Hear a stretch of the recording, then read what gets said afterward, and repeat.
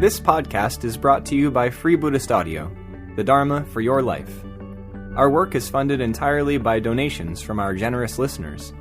If you would like to help us keep this free, make a contribution at freebuddhistaudio.com/donate. Thank you, and happy listening. So first, if it's your first night to Sangha night, if you just come off the intro course and it's the first time you've come to Sangha night, you're so welcome. You're in the right place. You've done well to get here. Well done. So it's the second week in the new series, Encountering Enlightenment, and it's about how mad it must have been to actually have met the Buddha, to have been in his presence. And we're going to hear lots of stories about that.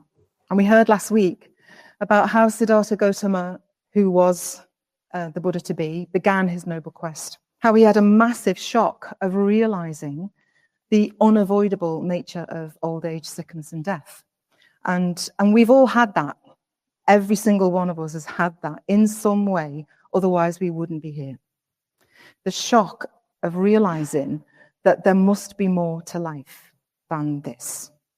So no matter how we've come to the Dharma, if we've done everything right by having, gone to school, good career, nice relationship, we've been a good person, a law-abiding person, or we've struggled in life and had to fight all the way, or we've experienced great loss, or we've drifted, or there'll be 50 different reasons why we came to the Dharma, but at the heart of it will have been there's something else to life. So we've all thought that at some time or another, what's the point of it all if all we're going to do is get old, get sick, and die? There's got to be more to it than that. There's got to be more than trying to grab happiness in things that don't last. And for Siddhartha, that big question came out of living a life of luxury. He had 3 palaces, one for each of the seasons. He had 3 different lakes of lotuses with different colors. He had them at that time. Of course, luxury at that time we wouldn't see it in the same kind of way. For him, though, he had an absolute life of luxury. He had no struggle. Everything absolutely handed to him on a plate. He had everything he could have possibly wanted, but it wasn't enough. He had no meaning in his life. And the point comes when he really sees the fact of old age, sickness, and death. It really comes home to him. There's got to be more to my human life than this. And he sees this 4th sight of the wandering holy man. And that gives him a glimpse of another kind of life. The simplicity that he sees in the face of this wandering holy man, who doesn't seem to be trying to get happiness from stuff. That really intrigues him. And it sets a fire, a light in him. He has this fire that sets in his being. And he leaves the palace in search of meaning. Once and for all, in search of the answer to the question of what a human life is for. And it was the right time in history to be doing that. It was a time of religious and spiritual searching and experimentation and tolerance. And there was an abundance of religious approaches, no shortage of teachers for Siddhartha to learn from. So he goes to the edge of the forest, cuts off his hair, changes out of his princely clothes, takes all his jewelry off, takes all the beads out of his hair, puts them on the ground, and exchanges them for rags, and goes off into the forest to look for a teacher. And he finds teachers. He asks to join their sanghas, and he's accepted in to learn from these teachers. And it turns out he's a fantastic meditator. You can imagine that, can't you? He's gifted, and he quickly understands and embodies the teachings, and he practices what he's taught, and he soon achieves everything that his teachers have achieved and more. These incredibly elevated states of mind, refined states of mind. And it's really clear that he's someone special. And the teachers even ask him to stay in the Sangha and lead their communities. And each time he knows, he's really grateful for what he's learned, but he knows he hasn't found the truth. He knows he hasn't found the answer to the question of suffering and the meaning of life. And he continues to search for many, many years. And along the way, he goes down some proper blind alleys. And it's really hard to imagine Siddhartha getting it so wrong. You know, we kind of think of the Buddha as kind of Johnny Know-all, you know, he kind of knows everything. You know, he knows the answer to everything that you could possibly, but then he kind of got it completely catastrophically wrong. He practices the most horrific asceticism, physical and mental hardships, proper self-mortification. And this was kind of how they did it. The idea was that pleasure was a problem for the spiritual life, because pleasure was associated with stimulating unskillful craving. And the aim at the time was to defeat the wish for pleasure. Going beyond pleasure in the body was a way to achieve freedom in the mind. And that's what they thought was the way. Everyone was doing it. So he becomes famous as the most severe ascetic practitioner. And later, when he talked about this period of his life, he said nobody was more severe than he was. He tortured his body with fire, starvation, holding his breath. The list just goes on and on of the things he did to himself to try and break through to the answer. He was completely emaciated. In the end, he was just eating a few grains of rice a day. He couldn't stand up. When he described what, you know, to friends later, he said what he'd gone through. You know, he did this on his hand and all his hair came out. His hair fell out. He said that when he touched his stomach, there was nothing underneath the skin on his stomach. So he felt immediately his spine. But he was, you know, despite all the suffering, he was no nearer to finding the truth of the cause of suffering. No nearer to finding freedom in the mind. So when he was close to dying, he collapsed. He tried to stand up and couldn't, and collapsed and was close to death. And it just happened to be, you can imagine the kind of the coincidences that happened. There's a woman called Sanghagita just happened to be passing and gave him some rice milk. And he regained consciousness. And while he was in this state, you know, he was still very woozy, obviously, and certainly not strong. But while he was, when he'd had the rice milk, he remembers something.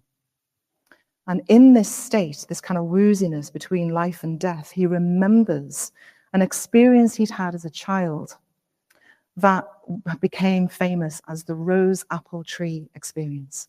Such a beautiful image, isn't it? I don't know what a rose apple tree looks like, but I can imagine it's very beautiful. So his father, what you might consider to be a king of the Shakyan clan, kind of a king. And he was watching his father doing a ploughing ritual, a fertility ritual. So he was sitting, so he was a little boy, sitting under a tree in the shade on a hot day, but he was sitting under the tree in the shade in safety and ease and watching the rhythmic movements of his father going up and down with the plough. And in this state, pleasure arose easily, and he quickly entered into the first dhyana. And later on, he tells his friends, I thought, could that be the path to awakening? Then following on from that memory came the realization, that is the path to awakening. I thought, so why am I afraid of that pleasure that has nothing to do with sensuality, nothing to do with unskillful mental qualities? And I thought, I am no longer afraid of that pleasure that has nothing to do with sensuality, nothing to do with unskillful mental qualities. But that pleasure is not easy to achieve with a body so extremely emaciated. So he goes on to say, suppose I were to take some solid food, some rice and porridge. So I took some solid food, some rice and porridge. And the rest, as they say, is history. And in realizing that he had nothing to fear from pleasure, he understood and discovered what became known as the middle way. The middle way between luxury that he'd had as a young man growing up and the asceticism he'd practiced in his searching. So he discovered and realized the middle way. There's lots of other, you can talk about the middle way in different ways, but this is one of them. So he'd done both and got nowhere, luxury and asceticism. So he finds a beautiful spot underneath a huge tree near a river, and he sits down and takes his place on the diamond throne, the Vajrasana. So this description, it was just some grass. He made a cushion, he made a meditation cushion out of some grass, but actually became known as the seat. So the Vajrasana is like the seat of all the Buddhas who have ever gained enlightenment, like a hot seat to awakening. And it's the center of the universe. And of course, there can be many centers of the universe because there are many Buddhas. But when we sit to meditate, I'm going to suggest that when you sit down tonight to meditate, after the break, that you imagine that you're sitting on your kusala grass, on your cushion of grass, and you're sitting on the diamond throne, on the hot seat to awakening, and see what happens. So he says later to his friends, suppose I were to practice the noble search in this way, the middle way. And he says this amazing thing. He stands in front of the tree. He's got his cushion ready. And he says, let my skin, sinews, and bones remain. Let my flesh and blood dry up in my body. I shall not give up this seat until I have attained what can be attained by human strength, human energy, human persistence. So he knew he had to look after his physical body. And he'd found the way to what he thought this was the way. So externally, you could see, you might, if you were there kind of passing by, you might see quite a thin man sit down under a tree for quite a long time. Then he gets up and bows to the tree and then walks away. So, not externally, not much happens. Although there's a story that something did happen, which I'll tell you about after. But what went on internally, we can't really talk about in words. What he saw, and so Aloka has tried to, this is the image that you saw on the intro course, this image of Shakyamuni. He's tried really hard to give a sense of what happened under the Bodhi tree.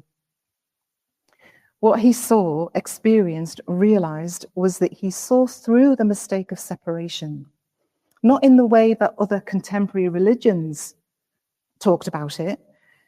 He saw that what was believed at the time was not true, that we're not all one, that we don't have a fixed and unchanging self. There is no Atman, is the word for it, no fixed, unchanging essence in anything. But the truth he saw of pratitya samutpada, that the arising of every arising arises in dependence upon conditions and cease when those conditions no longer hold. And that's what he saw. So profound that only an enlightened mind can fully comprehend it. But let's go back, rewind, back to the story of what happened when he sat down. So you remember he's got his cushion, sits down under the tree. He makes his solemn vow that he's not going to move until he's seen through to the nature of suffering. So he sat down and he starts doing the mindfulness of breathing. Or maybe we could do that tonight, actually. Anyway, he starts doing the mindfulness of breathing. And before long, difficult mental states start to arise. Sound familiar? Yes. And in the stories he told about the arising of these states, he used myth and symbol as a way of engaging people who were to follow in his footsteps. Because it was too hard to explain without a story. He needed a story to explain what happened when he was sitting under the tree, because it was just too hard. So he used myth and symbol to try and explain. And he talked about the emergence of these difficult, painful mental states as in terms of being attacked by Māra. So this was the villain that I talked about at the beginning. Māra is the great underminer. Anytime we experience a setback in our practice, or we doubt ourselves or our practice, we can see this in terms of an attack of Māra. It can be helpful. He's like a personification of everything that puts you off your practice. He's like a masculine archetype, a bit like the devil in Christianity, but he's not really. He comes in many guises and is sometimes called the Lord of Death. So when you see him in pictures, he can look lots of different ways. But he's more like a sneaky trickster. He's more like a devious lawyer or a dishonest salesman. You know, he's a loser. He's a bit of a loser. He's like a slimy kind of sneaky person. And he just wants us to be beset by greed, hatred, and delusion. That's all he wants. And he'll do anything to stop us getting free, so that we remain trapped in his kingdom of samsara. So it's a great story. And as I'm talking about it, you can kind of use the myth to see underneath, you know, what the meaning of it might be. So he doesn't want anyone to escape into nirvana. He wants to keep you trapped in your maddening thoughts of greed, hatred, and delusion. He wants you to believe that your thoughts are true and that you will act on those thoughts, your unskillful thoughts. That's what he's after. He's really jealous. He really wants to be better than the Buddha. And he's always in competition with him. And he's just trying to stop people getting free. And anyone who was to later on hear the teachings of the Buddha, us, so he's definitely onto us as well. So it's not surprising that Māra pops up here when Siddhartha is so close to enlightenment. There he is, sitting on the diamond throne. Māra is going to come. If ever you find yourself in a situation where you feel like you're on the edge of some kind of breakthrough, you can expect Māra to pay a visit. And he continued to pop up every now and again, even after his enlightenment. So that's interesting, isn't it? That Māra's still around, even after he was enlightened. Anyway, so the Buddha begins to experience the hindrances, same hindrances that we talked about on the intro course, exactly the same hindrances, difficult and painful mental states based in greed, hatred, and delusion. So later, he told his friends that he was being attacked by Māra. So Māra sends his beautiful daughters. They're called craving, discontent, and lust. And he sends his daughters with one aim, to tempt him to follow them off his meditation cushion and go with them into the woods, which is what they want him to do. So even somebody on the edge of enlightenment can still have this stuff going on. So it doesn't, like we can look at our experience and think, oh, well, obviously we're going to have this. Can we see this in our own meditation practice? Craving, discontent, and lust. Sexual or romantic fantasy, thinking about food, really enjoying being annoyed with someone. What do we do when this stuff arises in the mind? So this is a really good question for us. We can't, well, I'll talk about that in a bit later on, but we can start thinking about, okay, what do I actually do when this arises? Do I just think, oh yeah, that's all true? Or do we think, Māra, I see you, Māra. I see what you're up to. But Siddhartha remained completely unmoved. He was just absolutely fine. He saw them for what they were, just thoughts. And he knew that to follow them was the way to suffer more, not less. When Māra sees this, he sends his daughters away in a fit of rage. You can just imagine, can't you? Just imagine that scene. We'll have to act it out one. Oh, we've kind of put it into the panto quite a few times, haven't we? So Māra then, his next trick is to send in his armies, whose weapons are ill will, doubt, craving, hatred, anger, jealousy, all the horrible stuff, in the form of these horrific monsters. It's worth reading the sutta, actually, just to hear the descriptions of these monsters, oh my God, I would run a mile. They're so scary. They've got tusks sticking out through their faces. They've got their heads on upside down. You know, they've got bodies back to front. They've got these scales and teeth and claws. Oh my God, they're so scary. But Siddhartha has built a defense around him. It's not really a defense. You could kind of think of it a bit like that, but it's an aura, like a sphere. And, you know, when you look, I'll go and have a little look at the back there. Can you see the Buddha can you see who's sitting there? That's the kind of thing he creates around himself, of loving kindness. So he has this aura of loving kindness around him. And when the armies throw their arrows, so that, you know, have you seen those films of Agincourt, and you've got the boat, the arrow, you know, they're kind of doing it, and they all go over to the enemy. Well, it's like that.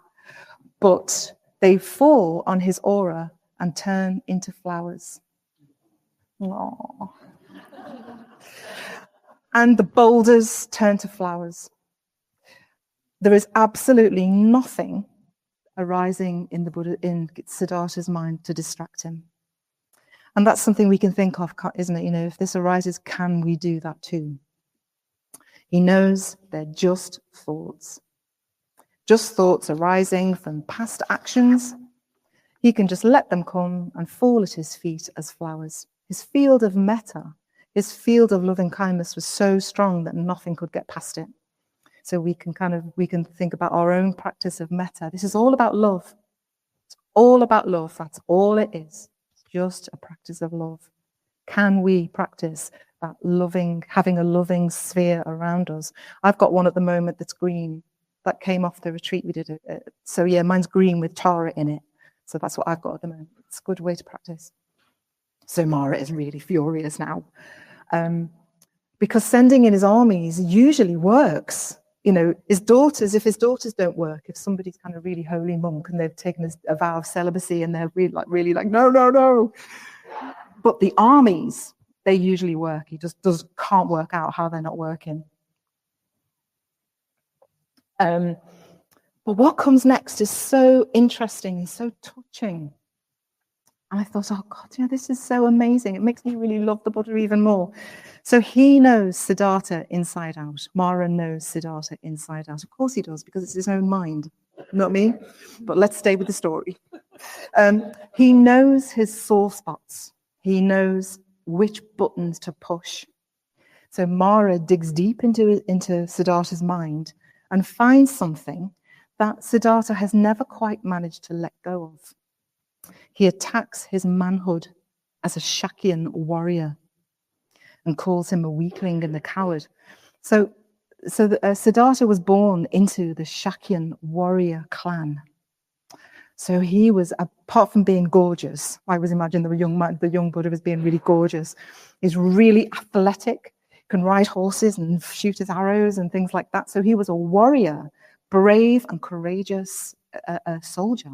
You know, he was a really, really very manly man. And he was from this warrior clan, the Shakyan clan.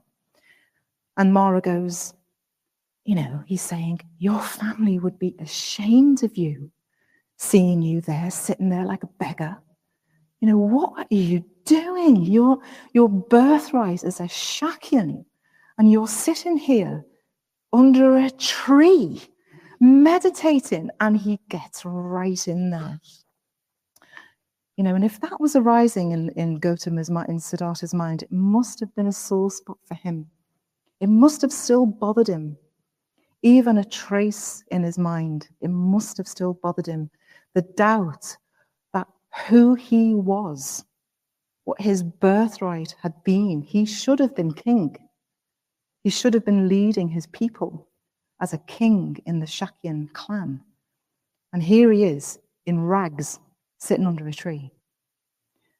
Somehow that must have still bothered him. He turned his back on his family and he disappointed his father because his father wanted him to be a king. He'd done everything he could to help him be a king. And here he was sitting under a tree in rags. What if Siddhartha could still claim his birthright? He could just give up his quest and go home, and they'd welcome him back with open arms, and he could just go back and be king. It must have still been there for Māra to be saying, what are you doing? Maybe it wasn't too late. I think that's so moving, to think that that was something that was still bothering him. So we can start to think, okay, so that was what the Buddha, that's what Māra, he picked on this personal thing of him. So, if it was me, it would be, what are you doing? Where are the kids? Where are the kids? Are the kids all right? What about your grandchildren? What are you doing sitting under a tree? When your family need you, you're a nana and you're a mother, what are you doing? That would be my button that would be pushed. We've all got them. We're all different. Ours wouldn't be the Buddha's one because that was his.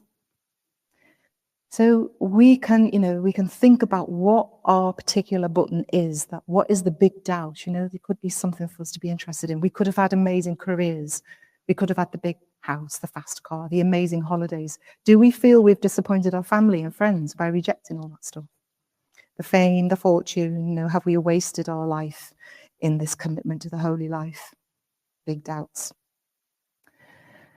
So, for me, it was being selfish. I'm selfish, sitting I'm meditating, going on retreat, being selfish, leaving the kids behind, leaving the family behind. Then what would happen was I'd say, oh, here we go. I see you, Māra. I know what you're doing. And then I'd think, I know for a fact that me meditating here will make me a better mother, a better nana, a better member of the family. I will be better for having done this retreat. I know that's true. And Māra would just kind of slink up and think, oh. But he'd try again, something else. That would go, and then there'd be something else. So that's something we can think about in the group. So all we have to do is be aware of the button being pushed. And the awareness itself is enough for us to be able to go, I see you, Māra. That's just a thought. I'm not going to have anything to do with that. It's not my business. None of my business. Off you go. And Melissa's got this really good thing going at the moment where she says to Māra, before we even talked about the talk, she was saying, that's what I'm doing. She's like, yeah, whatever, Māra, whatever. What is it you say? Thanks for sharing. It's so good, isn't it? Thanks for sharing. I'll just get back to my meditation. So good. Really, really good. So he's like, so that's what we can do. Thanks for sharing. Thanks, Melissa. So he's like, Māra's like, grr, grr. There's God. What else do I know about him? What else do I know about him? What else do I know that I can try and get in at? And he goes, so there must have been for Siddhartha a little trace of an imposter syndrome. There must have been something in him that made him think that he wasn't quite up to it. Because Māra gets right in there with the last one. His last taunt is that he's not worthy. He's not good enough. He says to him, who do you think you are? Sitting there under the tree with your cushion and your blanket and your rags. Who do you think you are to think that you're worthy of greatness? How dare you sit there? So often this comes up for people, doesn't it? So often it comes up. They don't doubt the Dharma so much as they doubt that they're good enough to practice it. In training for ordination, we see this quite a lot. Certainly in my own practice, that was true. People, me, waiting for outside approval of what I was doing because I doubted my own capabilities. I needed other people to say, oh, yeah, you're doing really well. But part of the process of growing is to really learn to trust your own process, to have deep conviction that you have the tools, that you are good enough, and your way might look different. Your way has to be your shape in the same way the Buddha's process had to be Buddha, it had to be Siddhartha shaped. He had to come up against these things for him in the same way we've got to come up against our stuff too. So we just have to keep going and let our friends witness it. Witnessing is very important, isn't it? So we can talk about our doubts. Am I good enough? with a good friend. We can do the work that we need to do on that very, very common thread in the West, that we're not good enough in some way. But in the end, we absolutely have to let go of everything. So this, who do you think you are? He doesn't have friends as a witness. He's completely on his own under the tree. He's gone forth and he's completely alone in the end. And his instinctive response is to touch the earth. So that's what he's doing here. This is the moment that the Buddha is being attacked by Māra, and Māra is saying, who do you think you are? And the Buddha hasn't got his friends to say, well, he's really good. He's been practicing really well for years and years, and he's amazing. You know, he's really good. You know, he's somebody, if anybody's going to achieve enlightenment, it's him. He hasn't got anyone like that. There's just him and the tree and his cushion and Māra. So his instinctive, somehow he knows, and he just touches the earth. And that kind of symbol of supreme confidence in his own process and what he has done. And what happens then is the earth goddess arises. The goddess of the earth arises out of the ground and says, I have witnessed him. I am his witness. The earth has witnessed him practicing for many, many thousands of years in different births. He has earned the right to sit on the diamond throne. And somehow he had the confidence that the earth would bear witness to his practice. And Māra has nothing left, and he slinks away. So how do we defeat Māra? He'll say anything to keep us trapped. And it won't necessarily be a critical voice, although it often is. It could be, wow, you're such a brilliant meditator, or something like that. You're probably the best here. And that, you know, and you're much better than him over there or her over there. You're so good. Look how mindful you are. You know, look how great you are going around. Look how your meditation clothes waft in the wind so beautifully. You know, all of that it's all about you. and there you are trapped in your thoughts in comparison. Or it could be, wow, you're such a terrible meditator. Again, all about you, and you're trapped. So in the groups, we'll be asking, what buttons would Māra find to push? And what would your response be? The simplest thing, the simplest response, I see you, Māra. And then Māra will slink away. I know what you're trying to do. I know what you're trying to do. This sarcastic, thanks for sharing, Māra. Off you go, bob on. So yes, Māra slinks away. The Buddha, Siddhartha, the Buddha to be, he's touched the earth. And then what happens is the unfolding. In the next phase, we learn about the unfolding of the enlightenment experience throughout the night. In the first watch, he gains the knowledge of all his previous lives. In the second watch, he understands the law of karma and the complete cycle of death and rebirth for all beings. In the third watch, he realizes the Four Noble Truths, the path to the cessation of all suffering. He's found the answer. And he achieves perfect enlightenment, thus becoming the Buddha. And there's this sense of the 1,000 million worlds kind of responding to this moment. It's almost like an explosion of waves of love that just ripple out and out and out and are still rippling out in this room right now. They've never stopped. That moment of enlightenment has continued to ripple out to us sitting here in the hall tonight. And flowers. So this is when people say, oh, you wouldn't see very much if you just see somebody getting up, bowing to the tree and walking off. Well, I don't think so. I think flowers fell from the sky. I think there was heavenly music being sung by the trees, and the animals sang in rejoicing for what had just happened. And he broke through into something very, very different, transcending being a human being And what does that even mean? There was no longer a separation between the Dharma, between the nature of reality and him. There was no longer a him. So I think Paranita is going to be talking next week about, or maybe not, about meeting somebody who says, what are you?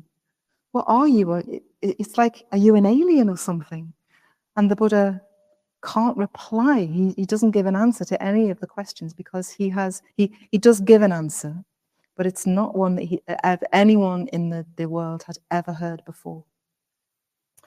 And for a long time, he wondered if it would even be possible to teach what he'd seen. He decided against it, actually. While he's sitting there with his hand on the ground, he decides against it. He's just like, oh no, it'd be really tiresome. He uses that word, tiresome, troublesome, because nobody would understand. How can he teach what he's just experienced? Nobody could possibly understand it. And then a powerful God begs him to reconsider that humankind would be lost if he didn't teach what he'd seen. And the newly awakened Buddha had a vision. A vision arose in his mind of human beings as lotuses, some of which were just on the verge of opening. And he thought, these human being lotuses are just on the verge of opening. Perhaps some human beings can be taught the Dharma. And he started his wanderings to make known the truth that he had discovered. He had become a true fourth sight, a true refuge. And the people who encountered the Buddha were encountering reality itself. And next week we'll hear about, when the story continues, next week we'll hear about when he went back to see the people that he trained with. And we hear about the first rolling of the wheel of the Dharma. We hope you enjoyed this week's podcast. Please help us keep this free. Make a contribution at freebuddhistaudio.com/donate. And thank you.